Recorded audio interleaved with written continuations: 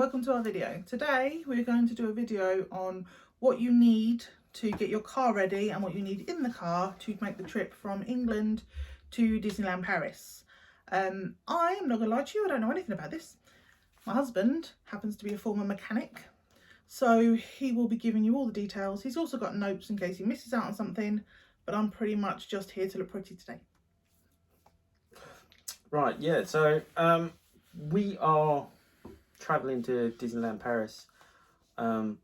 Probably by the time this video comes out, we've probably already been. But we're driving, so taking the Eurotunnel, and we're going to mosey on down.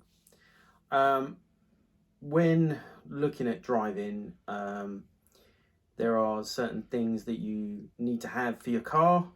Be mindful of French law, because they are very, very strict on it. But we'll run through that. I'd start off with saying recovery. I would always double check that you've got European cover just in case, because you don't want to be stuck on a French motorway and you haven't got recovery, because thinking about what I saw, it can be quite pricey to get recovered, and obviously you'll then be without your car and have to have the cost of getting it repaired while you're in France still. If you're part of like RAC&A, you just contact them here, don't you, before we leave? Yeah, you can contact the RAC or the AA just to double check whether you've got European cover, or if you have to add it at all. So looking at what you need in your car, we found that there are certain things that you actually need, because if you get pulled over for any reason and you don't have it, you can be fined up to 1,500 euros. They can take your car at some cases as well. That is for speeding. Okay. Yeah, if you're caught speeding, you can get a hefty fine and your car confiscated, which is not very good. So always be mindful of the speed limits on the road you are on. Right, so things you need in your car. A new thing that I've just read about is obviously some cars have GB badges on the back, you know, nice big sticker on the back. Now it's acceptable that if you have the GB sticker and the Union Jack on your number plate, which I've noticed that the newer cars of UK have got them on their number plates, and some of the old ones have UK. So if you've got the GB and the Union Jack, that is absolutely acceptable, so you don't have to have a sticker stuck to the back of your car. If you was planning to visit any cities, you need a clean air sticker. I'm not too sure about this because we are just driving straight to Disneyland Paris. From Calais. Yeah, we don't actually need one. But I'll put a link in the description for it, just in case you was planning to go into Paris or any other little cities that are around.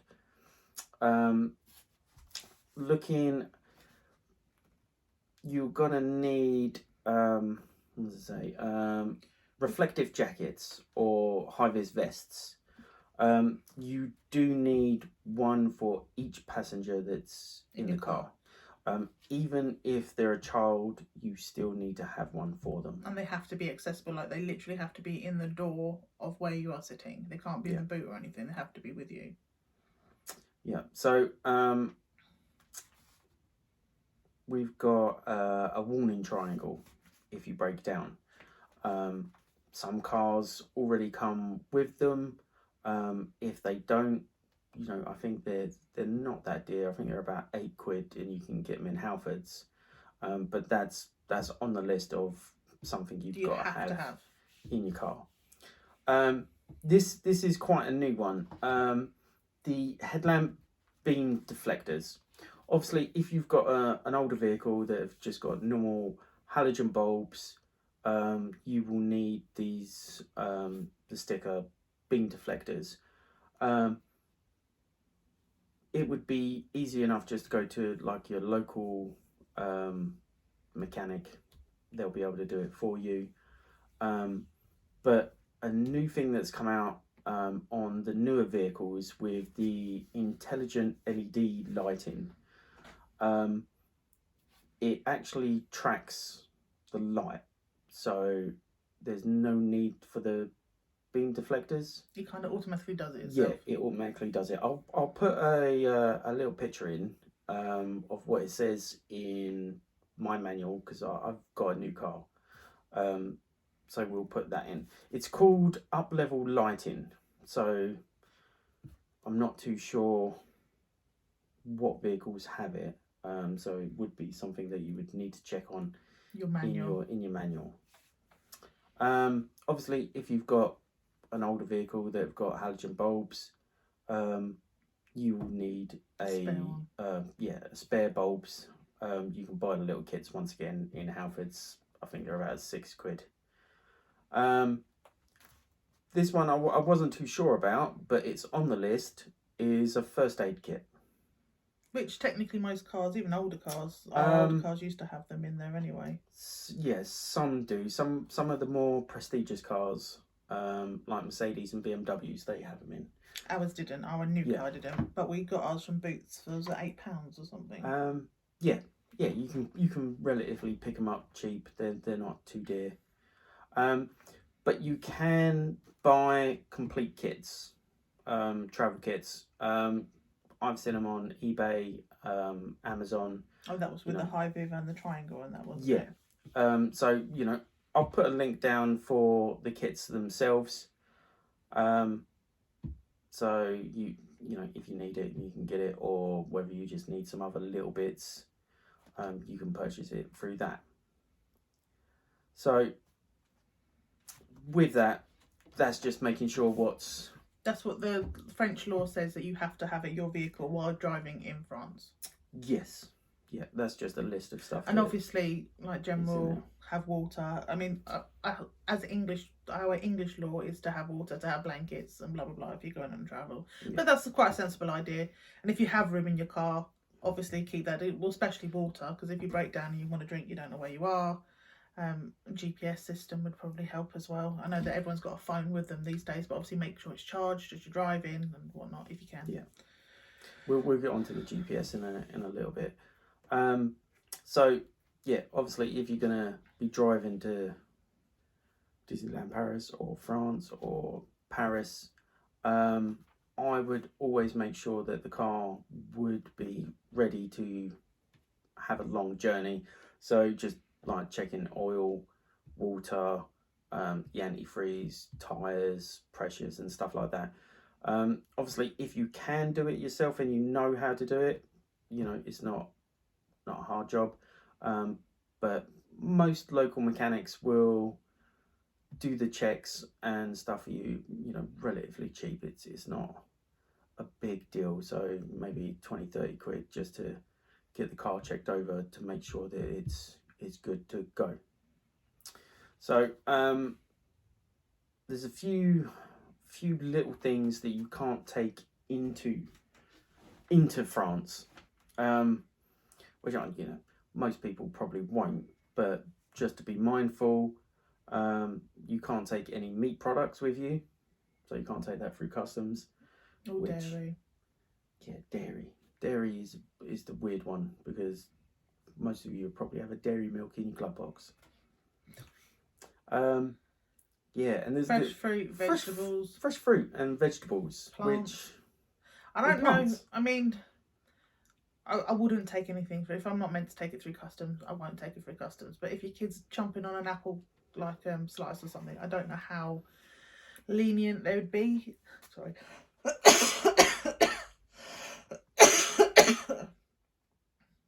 Better not have that Rona. Not allowed to say that. So, with speed limits in France, I would always double check what they are. If you're using a sat nav, it may come up and tell you what the speed limits are. There is some information on it that you can get on the RAC website on their speed limit laws and how fast you can go on their roads.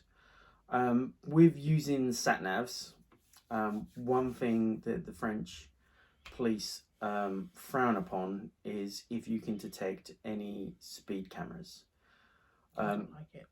Yeah, so in newer cars, if you've got sat nav, you know, it's an automatic thing.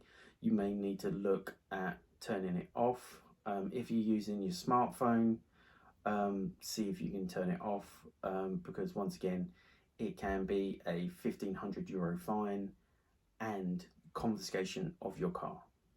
Yeah, they really, honestly, they're so on it. What are the speed limits? Because it's slightly different to ours, isn't it? I think motorways are something like 100 kilometers. I'm not too sure, but you know, I'll put a link down in the description to the speed limits. Obviously, if you're going around town, if you're going, like say, into a town, if you're going, I can put a little picture up somewhere. If you're going into Paris or whatever, obviously it's going to vary. But what we have, or what we are going to be driving, is literally straight from Calais into Disneyland Paris. Yeah. So if you're traveling and you've got children, just looking, you know, need child seats. Which is the same here anyway. You should really have child seats and all. They are a little bit stricter on it. Anyone under the age of 10 cannot sit in the front. Even with a child seat, they cannot sit in the front. They've got to sit in the back. And you know, if you're you know, you've got to have special seats for your kids.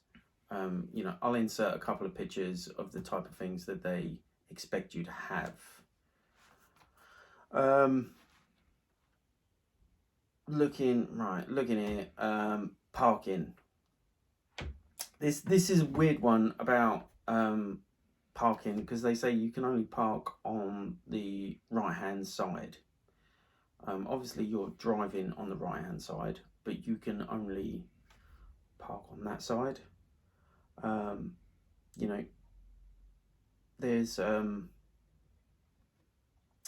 parking bays. From the last time I drove in France, that they do have bays rather than just open road that you can park in. There is prohibited areas, which is a constant yellow line. I think that's obviously the same here. And there are certain parking areas that you may see that would be free, but I would always double check, because there are a lot of paid areas, so you have to pay for your parking. Same with if you're disabled and you've got a blue badge, you can use that in France, and you can use it to park. Same sort of law is here. You can park up to so many hours, but in paid areas you've still got to pay, which I don't think we have to do here at all.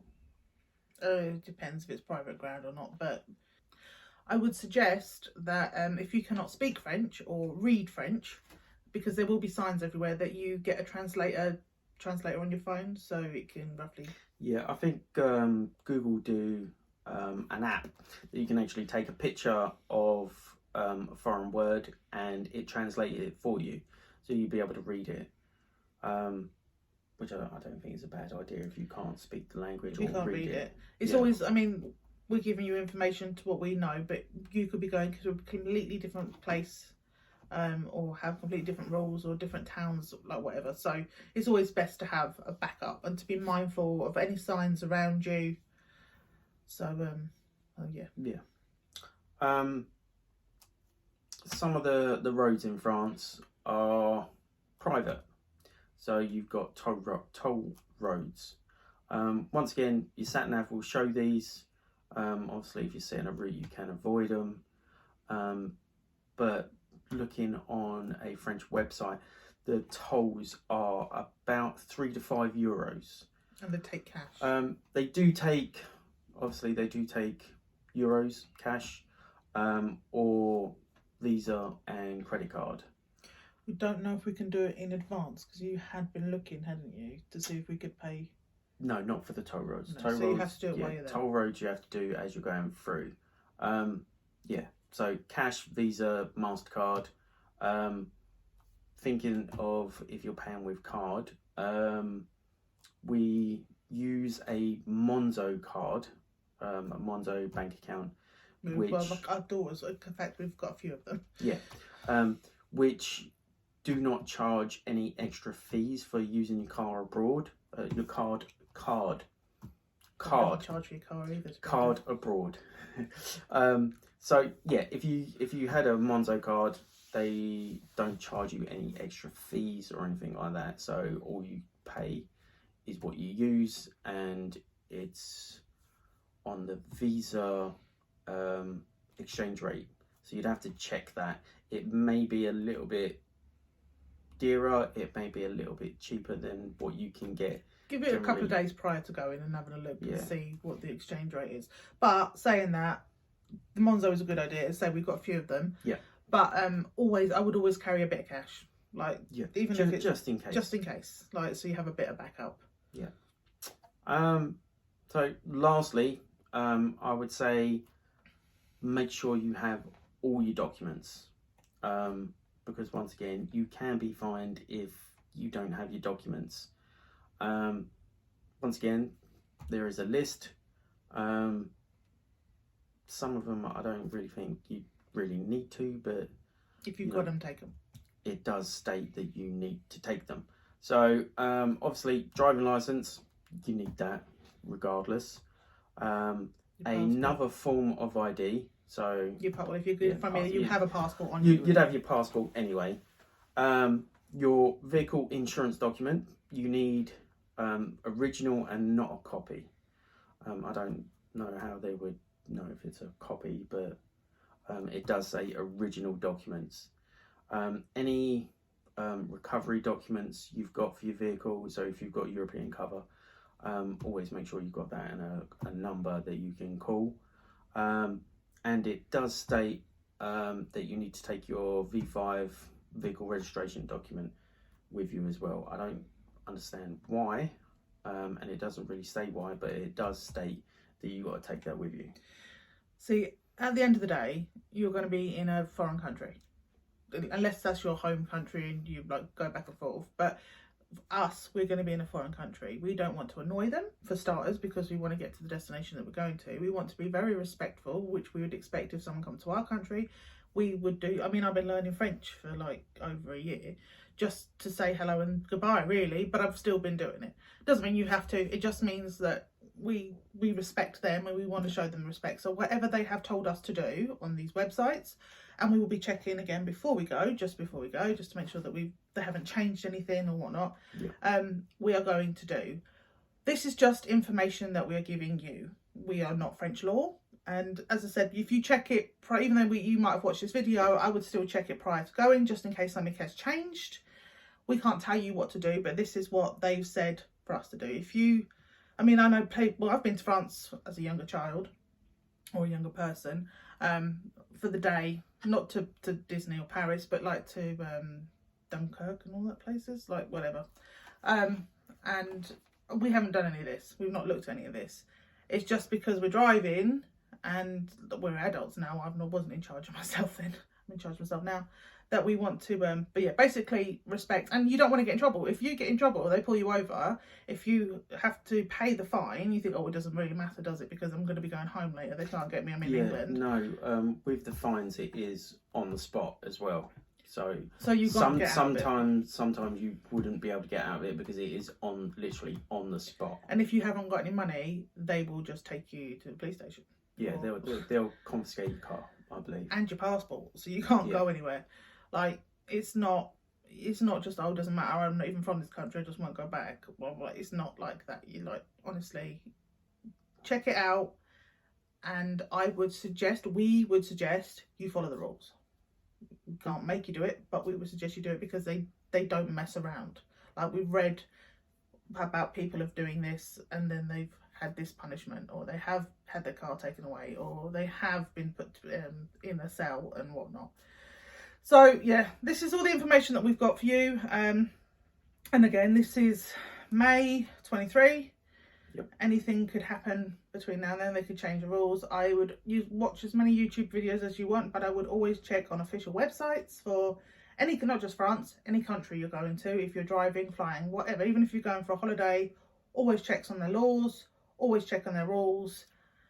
And yeah, hopefully this is a little bit helpful for you, if at all. And yeah, we'll leave loads of links down in the description. And there would have been pictures and whatever all over the place. We would have put some, maybe here, but yeah, we would have inserted some pictures for you. We'll leave all the links down in the description with any information that we can actually find that will be helpful. So other than that, drive safe. Bye.